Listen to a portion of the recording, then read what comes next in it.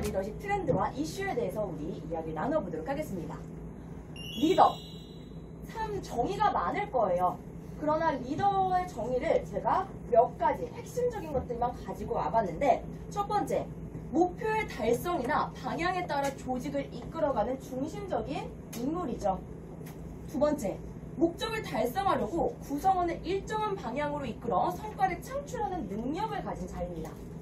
세 번째, 외부 환경에 대한 적응 실패 여부에 대한 책임이 있는 사람이에요. 단순히 조직을 이끌고 성과를 내는 거기서 그치는 것이 아니라 실패하고 성공하는 것에 대한 책임을 지는 것 또한 리더의 역량이라는 겁니다. 그 위치에 있는 만큼 권위도 지녀야 되고요. 역량도 있어야 되고, 그리고 본인이 책임져야 되는 책임감도 있어야 된다는 뜻이에요. 또 조직을 일정하게 이끄는 역량도와 성과, 이런 것도 필요한 게 바로 리더라는 거죠. 역량이라는 거는 일을 세부적인 구성 요소인 과업으로 나눌 것을 제시한 거에서 처음 시작이 되었고요. 맥클리랜드 교수가 1973년 이런 이야기를 해요. 운전면허 취득 시험을 할 때 필기를 100점 맞으면 운전을 할 수 있다 없다? 없다. 필기 100점과 실기는 전혀 다른 별개의 문제라고 생각을 하는 거예요. 그게 바로 우리가 지녀야 될 역량이라고 맥클리랜드는 이야기를 하고 있다는 거죠. 즉, 역량이라는 건 내가 알고 있는 지식, 내가 할 수 있는 범위, 이걸 뛰어넘어서 실천하지 않으면 역량이라고 할 수가 없다는 겁니다. 내가 나 진짜 책임감 있는 사람이야, 말로 그렇게 해도요, 남들이 느끼지 못하는 책임감이라면 그거는 말에 그치지 않는 거고요. 역량이라고 보기는 어렵다는 거예요. 누가 봐도 저 사람 진짜 책임감 있다 해야지만 그 사람의 진짜 역량이라고 할 수 있겠죠. 그래서 역량은 강점이라고 이야기를 하는데, 강점은 장점과는 좀 별개죠. 장점은 내가 갖고 있는 좋은 능력들이라면, 강점은 그 중에 업무를 하는 데 있어서 꼭 필요한 한 가지 혹은 두 가지 특출난 재능을 바로 강점이라고 이야기를 하고, 그걸 우리는 역량이라고 이야기를 하는 겁니다.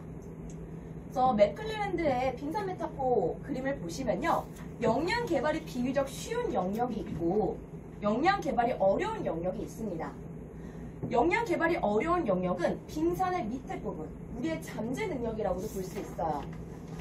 그래서 역량 개발이 비교적 쉬운 거는 기술과 지식, 직무 역량이고, 저런 것들을 위해서 우리가 직무 훈련을 받게 된다는 거죠.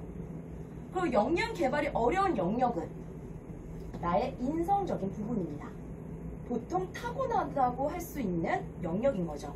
내가 갖고 있는 특출난 재능 혹은 동기, 행동의 원인, 자아 개념, 사고, 태도, 성격, 가치관, 이런 것들이 역량, 잠재적인 인성 역량인데, 사실 직무 역량은 훈련받으면 돼요. 개발이 어려운 건 인성 역량이고요. 개발이 어려운 만큼 리더로서 더 가져야 되는 역량은 직무가 아닌 인성 부분이 될 수 있습니다.